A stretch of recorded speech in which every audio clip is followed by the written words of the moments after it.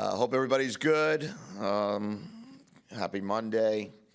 Just getting started here on completed all of our stuff regarding Eastern Michigan yesterday afternoon. Met with our team and then started our preparation this evening, or last evening, I should say, for the Apple Cup. Spent this all morning doing the same thing. And now it's time, as we continue to focus in on what's ahead of us. We know it's a great opportunity. It's a great tradition, great game, and certainly excited about what the game's going to bring on Saturday. Finished up all of our thoughts regarding Eastern Michigan, and really not too different than what we talked about after the game. We gave 2 additional game balls out. We gave a game ball to Jeremiah Hunter and a game ball to Carson Bruner, along with the game balls we gave to Will Rogers, to Zach Durfee, to Giles Jackson, to Denzel Boston, and to Brian Parham and Cam Broussard. So those guys were all the recipients of the game ball. Javon Parker, recipient of the Dog of the Week. And certainly think that those guys were all due that. Defensively, went back, watched it again, did a fantastic job on defense. That first 4-down stop was huge in the momentum of the game. And then the 4th and 1. So it was really a 4th and 2 stop that they made, and then a 4th and 1 conversion that the offense made that enabled the game to go the way we expected it to go. So now it is time to move forward, answer whatever questions I can regarding Saturday's game, and then just at the beginning parts of my preparation for this coming Saturday. Jedd, for Husky fans, having the Apple Cup this Saturday is very, very odd. It's obviously been an end-of-the-year game forever. Do you have any thoughts on just playing this game, moving it to week 3, and then knowing you, do you like to kind of get a little bit extra juice in the locker room for rivalry games, or is it status quo no matter what? Yeah, I told our guys, I think it's an awesome opportunity to have it week 3 because it'll enable us to really lock in early in the season. I think it'll give us the best practices we've had all year. I would love to say we would practice the same way no matter who we're playing, but when you do have a rivalry game, your practice is a little more amped up. The competitive nature is a little more amped up. The energy on the field is a little bit higher. So it's nice to have that week 3 of the season. When it comes down to the game itself, we'll have certain speakers. We'll bring in certain traditions. We'll continue to make sure that our guys understand the importance of the game without making the game so much so that you lose the discipline and that you lose your preparation. I really believe that in rivalry games, no matter what they were, and I've been in some good ones, Michigan, Ohio State, that went to double overtime. I went to, obviously, the last 3 years of the Territorial Cup. They're all good games, but you've got to be the team that's the most disciplined and the most able to continue to run your scheme. Do you think this rivalry will survive even though the 2 teams now are not in the same league? I don't know. I think there's still Iowa State have been in different leagues, and that's one's been around for a long time. That's kind of the first one that popped into my head of 2 that have survived it. I know Texas A&M and Texas struggled to continue theirs. Now that's back. Pitt, West Virginia, I know is back. So I think it'll all just depend on what everybody's appetite is to be able to schedule these games in the future. But I know we have it for the next 5 years. So it's going to be really important over these next 5 years that we continue to make this game as important as it is. When you look back at the film, the Eastern Michigan game, what did you see about the special teams there, the block punt and the missed extra point? And was it intentional to get Caleb Johnson in the game? Yeah, it was certainly intentional. Well, first with Caleb Johnson, he was snapping the ball well all week, and we were having no issues. It was coming back with good speed, good velocity. It was hitting his point, hitting his mark. So we went with Caleb there. That was and he did all of them except for the last one of the game. I mean, that extra point miss came to go up 28-6. So the other three were all fine. And then in terms of the punt, they overloaded the A gap into the boundary. They wound up putting 3 guys in there. We needed to make a protection adjustment. We didn't get the adjustment out fast enough.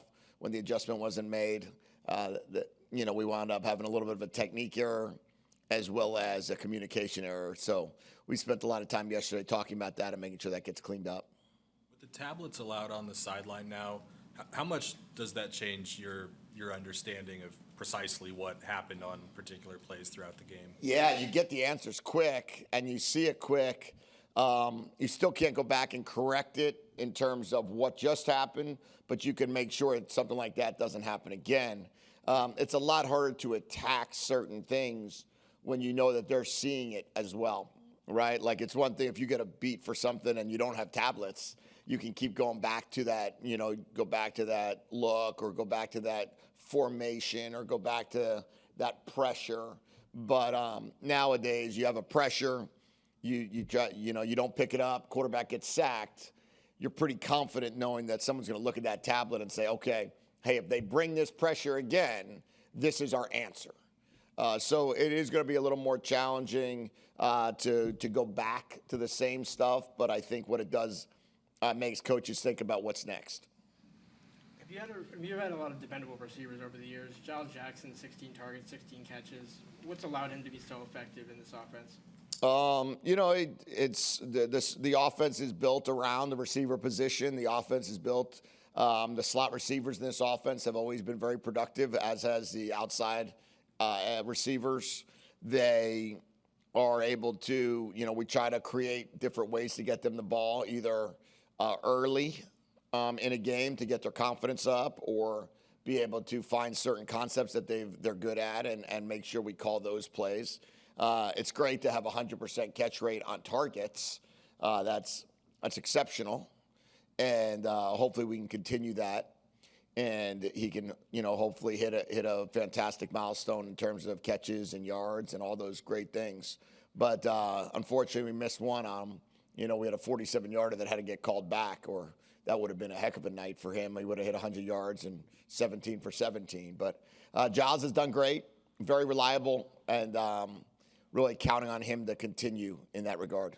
Jedd, I know you talked about just kind of diving into Wazoo a little bit here today, but Mateer goes for almost 200 yards on the ground against Tech on Saturday.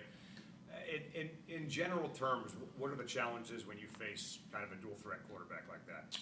Well, the most important thing you can do as a defense is try to take away a team's strength. And then obviously their quarterbacks traditionally are going to be what the strength is. In this case, what are you going to limit him to do? Are you going to force him to become just a thrower? Are you going to allow him to throw but not run? Are you going to have him run but not throw? The dual threat is a real deal. It makes it challenging. It makes it hard. And he had happened to have a huge day or a huge night. I watched a lot of it back at home on Saturday night, and you just saw this guy making play after play and over. They really scored 100 points in 6 quarters, right? If you look at the points that they scored week 1, and then they scored 34 points in the first half. They scored 3 in the second half. So when you look at the amount of points that they were able to put up over the 2 weeks, this guy's very productive, very good. And, you got to decide different ways that you're going to defend those type quarterbacks. And I've had a couple of them. I mean, Cam Newton would probably be the one that would stand out, probably the best ever or one of the best ever dual threat quarterbacks. So it's fun to coach those guys. And I think there'll be some others here in the future. Your defense has allowed just 7 third-down conversions on 31 attempts with an average of 9 yards to go. What have you seen from your defense that's allowed them to be so successful on third down? Well, the most important thing to be good on third down on defense is to be really good on first and second down on defense. So it's that 7+, right? 3rd and 7 or more yards. Those are hard to convert. In the same regard on offense, the best way to be good on third down is to have 3rd and 4 or less. I think our defense has done a fantastic job of winning the early downs, of creating a negative play. I told our team we had 68 defensive snaps on Saturday, and 30 of them went for 1 yard or less. So when you have that type of production with your defense, that it's really hard on third down to convert the 3rd and 9s, 10s, 11s, 12s. And our defense has created the tackle for losses, and that's been the biggest difference. Jedd, you have a tailback that's run for 100 yards in your first 2 games. The guy that runs behind him is a team captain who's been productive. And then you get to tailback number 3, and I want to see more of that guy. And I'm wondering, how hard is it for you with the temptation to play him, yet you've got to play the other guys that have earned their spots? Yeah, we talked about it today. We had 24, those 3 guys had 24 carries, I believe it is. Joan only had 11 carries in the game. And the other guys had 13 carries, and Cam had 6, and Adam had 3 or 4, and Sam had 3, and we only had 57 total plays. I think we had 29 passes and 28 runs or something to that effect. There's not a lot of football plays to be able to choose from. I want to see him run more too. I think Adam Muhammad's going to be special. And I'm excited to see where he goes with his career and how good he can get here. I think he could be one of the special running backs that have played here. But for us, we have to, let him grow, let him mature, let it happen naturally, organically, and then see if there's opportunities for us to hand the ball off to him a little bit more. But in the end, I don't know where those carries are coming from. I always tell our guys, like, hey, you want a few more plays? Find Giles on the first 3rd down, and then you got 3 more plays. Find Latu. Latu, don't stop running on the next 3rd down and just keep running, and we'd have 3 more plays. Jonah, hit it up on 2nd and 1 and don't try to bounce it. We'll have 3 more plays. So really the best way to get more carries is to convert. And we've been good on 3rd down. I think we're 50% on the year, but we have a chance to really convert a lot more than we have. And those are the ones that will keep us on the field. But on the same token, I think we're 9th in the country in explosive plays. So if you're 9th in the country with plays of 10 yards or more, you are going to have a few less plays. How close is Quentin to being able to play, you think? I'll have to see tomorrow when it's our first time back out there, but I would say he's probably under the doubtful category at this point, unfortunately. How'd you assess Max's first game as a Husky? Good. I thought it was great to see him back in there. We worked really hard to get that done. Hats off to Kylie and the UW compliance department dealing with the transfer rules and the waivers that we had to go through. Also to the NCAA for Saturday morning making that decision. I didn't know where we were going to go there. But it was great to get him back, and really he's going to help us. Eligibility concern with him? No, they just had to go through all the different aspects of coming from different places. Jedd, have you thought about any position switches to help out the tight end group at all? Is that even necessary at this point? No, we had Zach Henning. Zach Henning played 3 plays at tight end, I believe. Owen Coots is getting better. We moved him in the spring from wide receiver to tight end. So that gives us a little bit more depth there. And then hopefully Quentin will be back sooner rather than later. If we can get him back real soon, then no, I'm not worried about it. If it's a longer type injury over the next, if the rehab isn't as clean as we hope or as good as we want it to be, then we'll have to see what else our numbers look like out there. You mentioned the 4th down play just kind of being the catalyst to just click everything on. What was happening before that play and after that play, kind of specifically, that just looked different to you? Yeah, weird stuff, tripping. Will fell on a bootleg. Like, I haven't seen him do that ever since we've been here. Like, he hasn't just fallen down. Landon Hatchett rolled a snap back on which would have been a 3rd and 2 that went to a 4th down. Like those type plays were just weird. I don't know exactly how to describe it other than that. And then once we got past that, once we hit on that 4th and 1, I don't know if the anxiety was gone. I don't know if the confidence came back, but we didn't have any more of those plays the rest of the game. And I can't think of, other than turning the ball over at the end of the game on a scramble, which is just a great learning experience, it was about as clean of a game from the 4th and 1 conversion to taking a knee as you could find. 5 possessions, 4 touchdowns and a field goal. The 6th possession, a 60-yard drive, turned it over on a scramble on 1st and 10. Next possession, 64-yard drive, take a knee.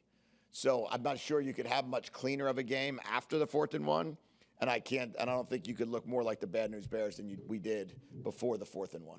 Could you talk about Elenius Davis? He seems to have come a real long way since last year, and he had a sack on Saturday that helped turn a close game into a bigger point spread. Yeah, he's continuing to improve. He's young, a redshirt freshman, and getting stronger. And he's done a really good job of learning from Javon Parker and listening to Javon, and really Javon's kind of taking him under his wings. He's done a lot for us in scout team. And so he's gone against Hatchet, Memelar, D'Lo, Enoch, really almost all of training camp. He was running with the 2s, so he was constantly going against the first offense. And I think that's where he really improved himself. And with that being the case, when he started getting there, now he's coming out there with a more confidence and impressive get-off and strong hands. And I think we have something there. How big of a benefit is it to just have such a nice push from the interior, from Elenius, from Javon, Sebastian, all those different guys? Because this defense last year had 1 sack in total all season long from the interior. You guys had 2.5 on Saturday. Just how much of a benefit is that? It's huge to be able to push the pocket. It's part of the Belichick defense. You got to be able to push the inside part of the pocket. You got to squeeze the pocket down in the perimeter. The goal is not to have to just bring extra rushers to get sacks. It allows you to cover when it's time to cover. It allows you to rush when it's time to rush. And then I think when you look at how we're doing with it, Seabass, Lenius, Parker, Bryce Butler, Ward, we're able to substitute a lot of guys. Jaden Wayne has come in and done a lot of good things for us, both inside and outside. Boy, inside and outside. So you got these guys playing a lot of different snaps inside and out, which has allowed us to be able to make some plays with our defensive front. You had a lot of success against Wazoo at Arizona last season. How much different does their defense look this season from the initial impression you've gotten to? The offenses they've played are very different than what we did. Our structure of our offense is different than what Portland State structure or Texas Tech structure. So the defenses that the defenses that Washington State's been going against, or the offenses that Washington State's been going against, has been very different. So it's hard to tell exactly what is it going to look like against our offensive scheme. But they've got good players. I think Coach Dickert does a great job playing the type of defense that he likes to play. I think Coach Schmedding does a great job. We've played them now a couple times, a couple years in a row, and I've certainly seen a lot of their film. You've been very aggressive through it. I know today there was the Go Big Ten fundraising campaign, and you and your wife are aggressive, donating $1 million to start it. Can you talk about that campaign and why it's important for you? Yeah, for sure. Well, first of all, it was important for Amber and I to commit to continuing to create incredible facilities here at the University of Washington. The Big Ten is a arms race in itself, both NIL and facilities, and operating budgets and travel budgets, and making sure that you're top of the line in all areas. We are going against the best of the best. And in this ever-changing environment of college football, I think it is so critical that there's an investment made from the inside out, from the top down, however you want to look at it, that our community realizes the commitment that we're making is one in which that we ask others to make as well, and one in which that we know we need to make if we're going to compete at the highest level. And as college football continues to change, we're going to continue to ask for more support. And the Go Big Fund or the Go Big campaign is the start, right? We're trying to raise $300 million over 5 years. We're going to need it all. We're going to need it and then some. Because if we want to compete with the greatest programs and the top teams, we see what they're doing. We see what they're doing on one side. We see what they're doing NIL-wise. We see what they're doing with their collectives. On the other side, their facilities are top of the line. And in this conference, in the Big Ten, if you don't have both, then you're going to be left behind. Because the guys that are coming to visit us recruiting are then going on their next trip to Michigan and their next trip to Ohio State and their next trip to Oregon. And we got to look the same, feel the same, and those kids got to feel that they're getting that same commitment. What do you need that you don't have? I think everything needs to be refreshed. I think you need to have a top-of-the-line nutrition program, a top-of-the-line hydrotherapy program, a top-of-the-line training program. You need to be able to have a team room, a locker room, meeting rooms that are all at an elite level. And then on top of that, you need to be able to show players in the recruiting landscape that the commitment to winning is at the highest of levels. And then, of course, you need NIL money. And the NIL money is real. And it's not just going to be revenue share. It's going to be continue to be investing in it by our alumni and our donors and the boosters that are out there. And that's why Montlake Futures is so critical, that that will not go away. And if we want to continue to compete at the highest level, we're going to need everybody to give at that highest level. The locker room has already been upgraded once since the stadium reopened. You want to see that done again? I do. It was updated in 2017. Since that time, it's been 7 years. A lot has changed in those 7 years. If you look at Texas has updated twice since 2017. Michigan just opened a $7 million locker room 2 months ago. I think we're going to continue to be in those arms races. And when you are going to get in those arms races, you're going to have to continue to get state-of-the-art equipment. The locker room itself, great size, great space. But as you see the changes in lockers and the ventilation systems and the health and safety in there and the ability to put zero-gravity chairs in every locker, the ability to put Normatec boots in every locker, the ability to be able to have the great ventilation for every piece of, and the health of your shoulder pads and your helmets, all those things are critical to the success. Okay? Thank you. Thanks.